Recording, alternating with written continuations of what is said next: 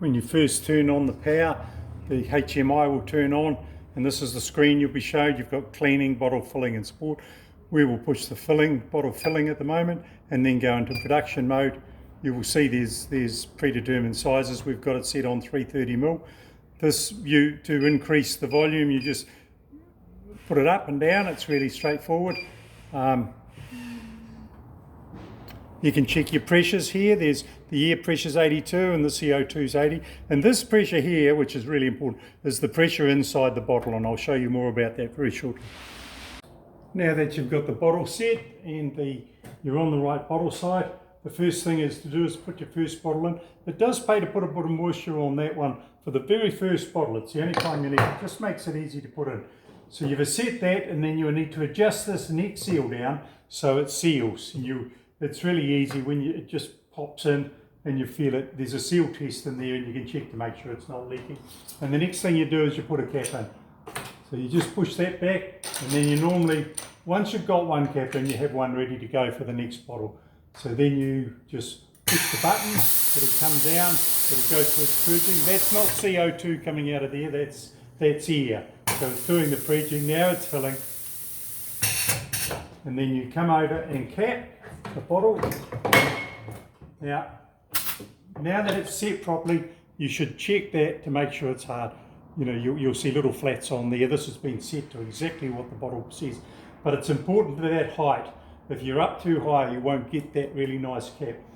And then you put another bottle in. So once you've got the time set up right, you put a cap in, put a bottle in, let it fill. This is the time you put the next cap in.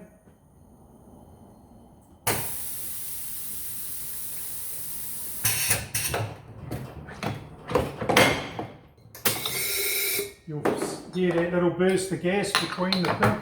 That just cleans up the, put another cap in. That's the sequence.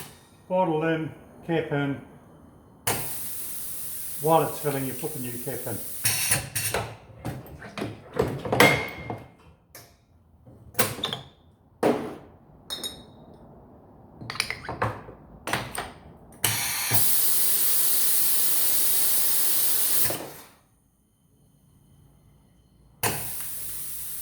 You see the nice gentle fill.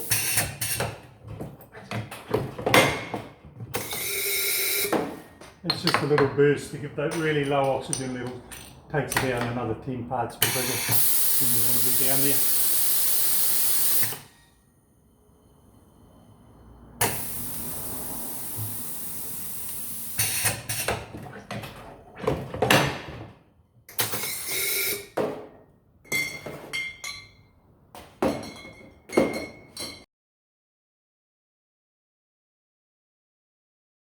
Now I'll run a bottle and just show you what the pressure and what happens to the pressure inside the bottle while we're doing a cycle. You'll see it's doing the bottle conditioning at the moment, and once it's done that, it pressurizes back up to 20 psi, and you'll see while it's filling it was 14 or 15 psi.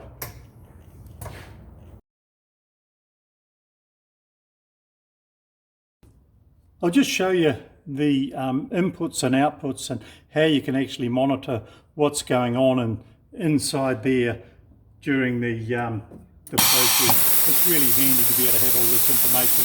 You'll see all the lights coming on telling us which solenoids are working and which ones aren't as it goes through the process.